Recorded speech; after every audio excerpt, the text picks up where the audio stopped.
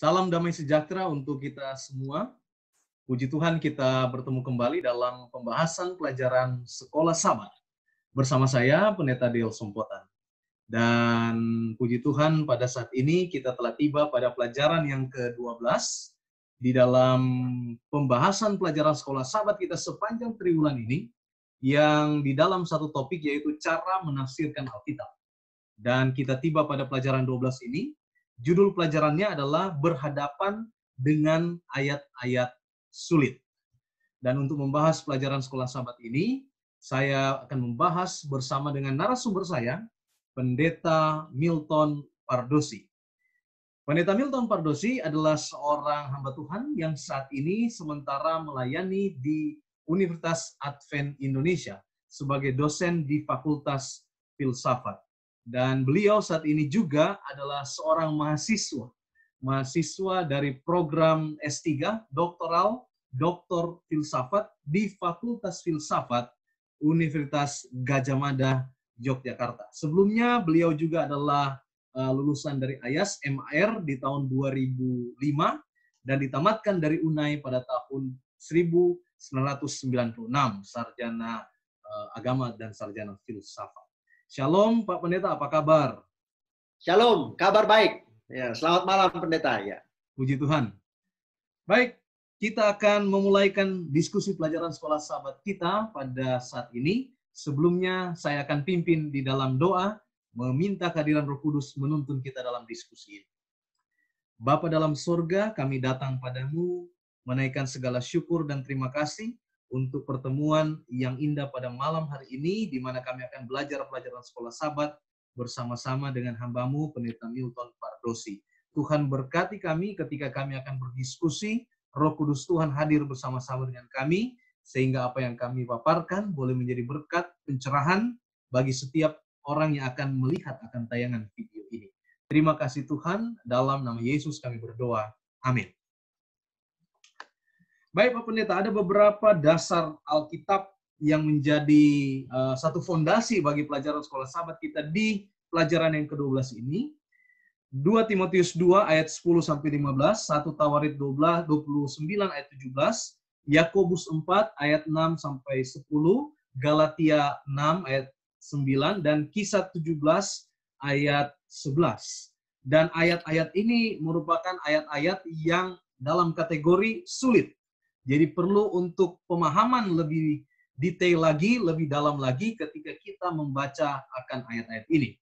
Dan ayat hafalannya terdapat di dalam 2 Petrus 3 ayat 15 sampai dengan 16. Yaitu, anggaplah kesabaran Tuhan kita sebagai kesempatan bagimu untuk beroleh selamat. Seperti juga Paulus, saudara kita yang kekasih, telah menulis kepadamu menurut hikmat yang dikaruniakan kepadanya. Hal ini dibuatnya dalam semua suratnya apabila ia berbicara tentang perkara-perkara ini. Dalam surat-suratnya itu ada hal-hal yang sukar dipahami, sehingga orang-orang yang tidak memahaminya, yang tidak teguh imannya, memutar balikannya menjadi kebinasaan mereka sendiri. Sama seperti yang juga mereka buat dengan tulisan-tulisan yang lain. Jadi dari ayat hafalan ini yang dipilih oleh penulis pelajaran Sekolah Sabat memang sudah sangat tepat atau dimatchkan dengan judulnya, berhadapan dengan ayat-ayat sulit. Berdasarkan pengalaman yang dialami oleh Paulus yang menulis sesuatu dengan satu pandangan iman yang dia miliki, lalu kemudian di dalam suratnya itu ada di sana disampaikan kategori sebagai orang yang membaca surat itu tidak memahami apa yang disampaikan, sehingga jatuhnya adalah pemutarbalikan fakta karena penafsiran yang sesuai dengan kemampuan daripada orang yang membaca akan firman yang dituliskan oleh Paulus, yang mungkin dalam hal ini saya menduga bahwa filsafatnya Paulus ini cukup tinggi ketika menuliskan segala sesuatu ini, sehingga ketika dibaca oleh orang-orang dalam tingkat strata tertentu, ini tidak dipahami dengan baik, sehingga menimbulkan namanya interpretasi yang akhirnya berujung kepada memutarbalikkan fakta. Bagaimana pandangan Pak Pendeta Milton menyangkut ayat hafalan ini yang secara langsung, istilahnya kalau bahasa keren sekarang, dimatchkan dengan judul ayat ini langsung ngegas, ya. Langsung pada kontradiksi yang ada. Silakan, Pak Pendeta. Baik, yang pertama adalah faktanya memang benar ada ayat Alkitab itu yang sulit dipahami. Ya. Itu fakta. Kenapa sulit dipahami? Maka alasan sederhananya adalah karena ini ditulisnya di dalam bahasa yang bukan bahasa kita aslinya, yaitu bahasa Yunani. Ya. Dalam memproses menerjemahkan itu, pasti ada hambatan-hambatan. Oleh karena bahasa Yunani itu bahasa kuno. Tidak sama dengan bahasa Yunani yang dipakai sekarang oleh orang Yunani di negeri Greka itu, negeri Yunani. Karena penerjemahannya pun akan mengalami kesulitan, lalu jatuh lagi ke dalam bahasa Indonesia, maka sudah barang tentu akan lebih sulit lagi untuk dipahami. Fakta yang ketiga dalam ayat ini dikatakan Pak Petrus adalah, karena saya tidak paham, itu berarti pakai knowledge. Ya, knowledge.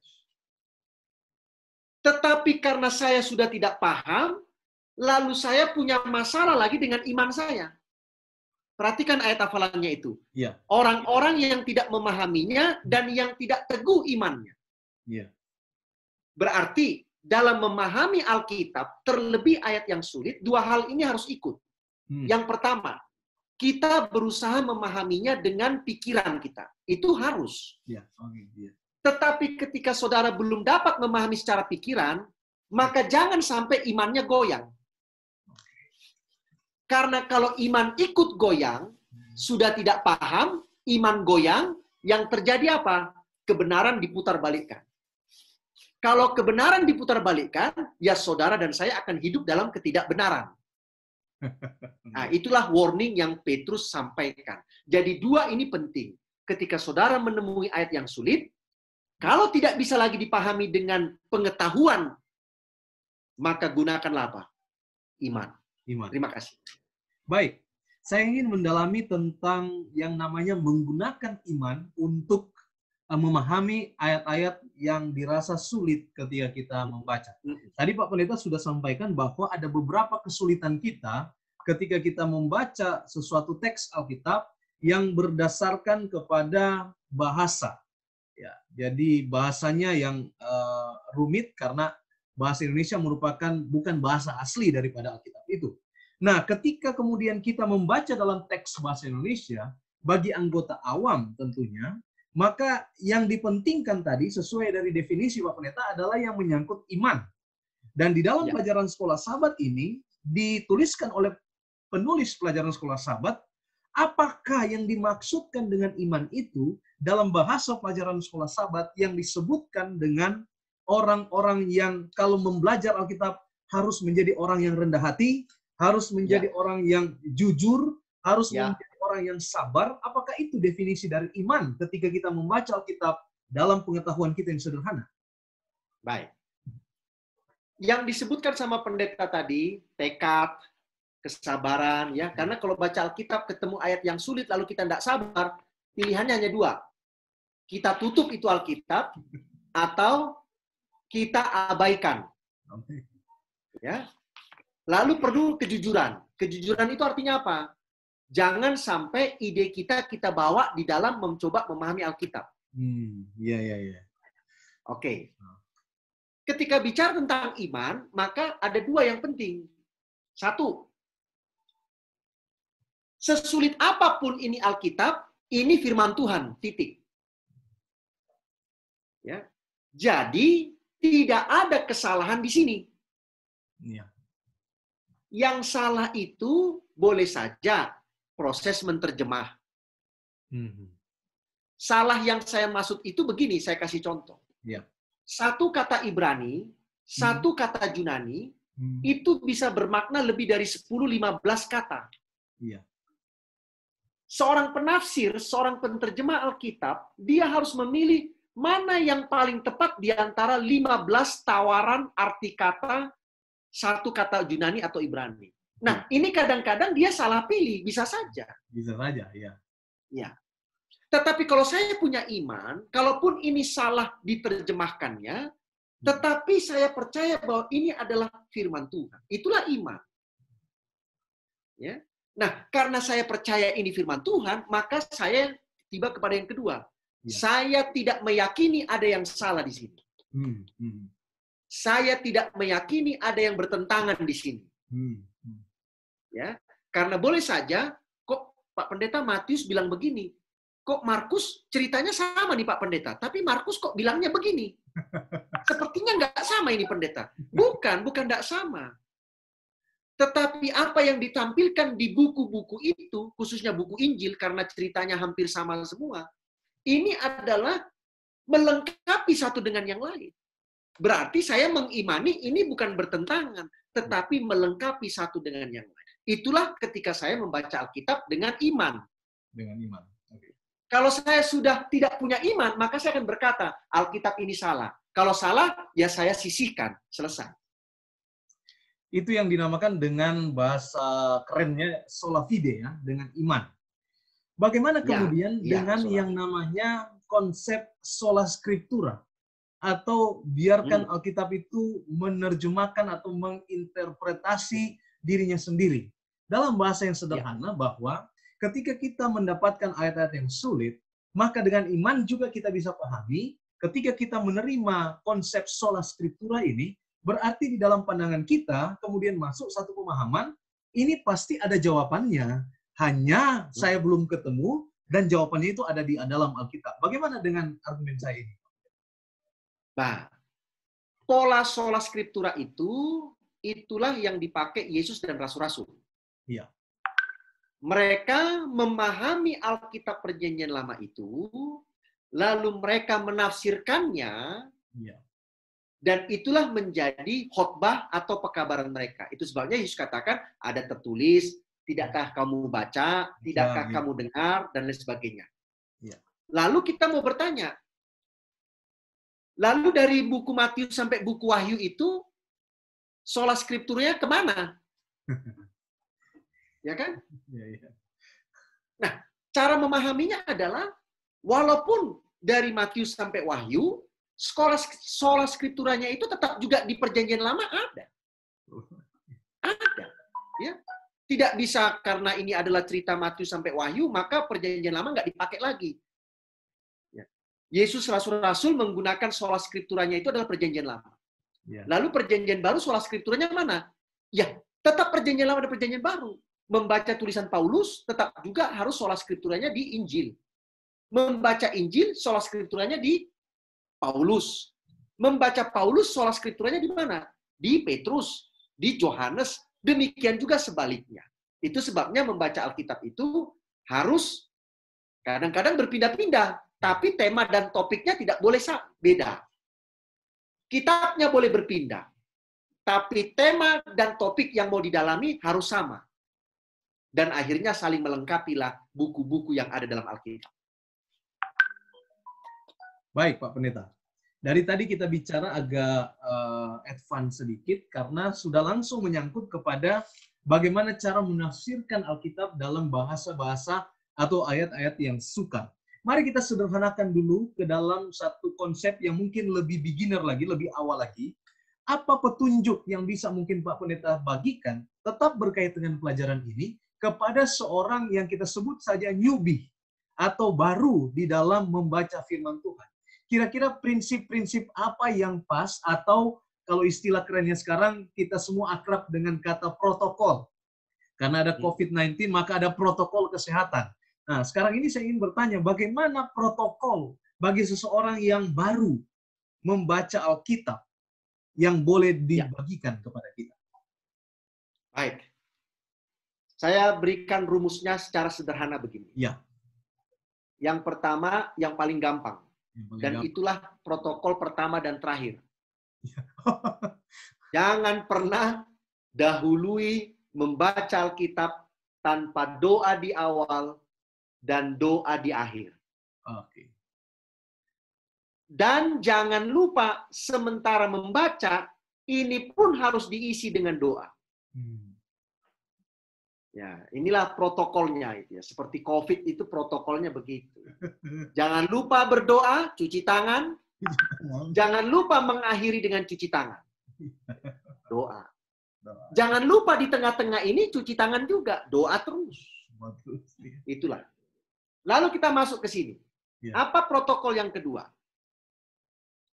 Usahakan jangan membaca Alkitab main comot saja. Oke. Membaca itu paling tidak seluruh pasal. Supaya tahu ceritanya. Kalau belum paham, paling tidak 2 pasal ke belakang, 2 pasal ke depan. Supaya tahu ceritanya. Oke? Baik. Setelah saudara baca pasalnya, 2 pasal ke depan, 2 pasal ke belakang, maka saudara masuk langkah yang ketiga. Apa itu? Saudara mencari tema, topik yang sama dengan tadi yang saudara baca itu pasalnya, 2 ke depan, 2 ke belakang itu, di buku yang lain yang menceritakan hal yang mirip. Jadi contohnya kalau saudara sedang membaca tentang kedatangan Yesus, coba cari di buku-buku yang lain yang juga menceritakan hal yang sama. Karena intinya nanti mereka akan saling melengkapi. Ya. Lalu masuk yang keempat. Cobalah cari tahu apa pekabarannya buat saudara. Karena pekabaran ini, awalnya kan Alkitab ini kan untuk pembaca pertama. Saudara dan saya itu pembaca kedua. Betul. Pekabaran untuk pembaca pertama, biarlah untuk mereka. Betul. Kita sebagai pembaca kedua harus tahu apa aplikasinya buat saya. Nah, kalau itu sudah dapat, meskipun sedikit, terima sebagai kebenaran, belajar lakukan. Terima kasih. Terima kasih banyak Pak Pendeta atas ulasan yang sudah disampaikan. Saya ingin tutup pembahasan ini dengan membaca kutipan Ellen G. White di dalam buku Kebahagiaan Sejati halaman 124-125. Apabila firman Allah dibuka tanpa doa dan hormat, dan bila pikiran dan keinginan hati tidak ditetapkan kepada Allah atau belum sesuai dengan kehendaknya, maka pikiran itu digelapi kebimbangan. Maka di dalam mempelajari Alkitab seperti itu, keraguan-raguan pun semakin bertambah kuat. Musuh kebenaran menguasai pikiran serta menyuguhkan tafsiran-tafsiran yang tidak benar. Apabila orang tidak berusaha mencari hubungan yang harmonis dengan Allah dalam iman dan perbuatan, betapapun terpelajarnya mereka, ada kemungkinan mereka akan salah dalam pengertian dari hal kitab suci. Dan tidak selamat mempercayai penjelasan mereka itu. Orang-orang yang mencari-cari salah di dalam kitab suci tidak mempunyai pandangan rohani. Dengan pandangan yang sudah dikacaukan mereka, akan melihat banyak sebab musabab untuk ragu-ragu dan tidak percaya di dalam perkara-perkara yang sebenarnya jelas dan mudah.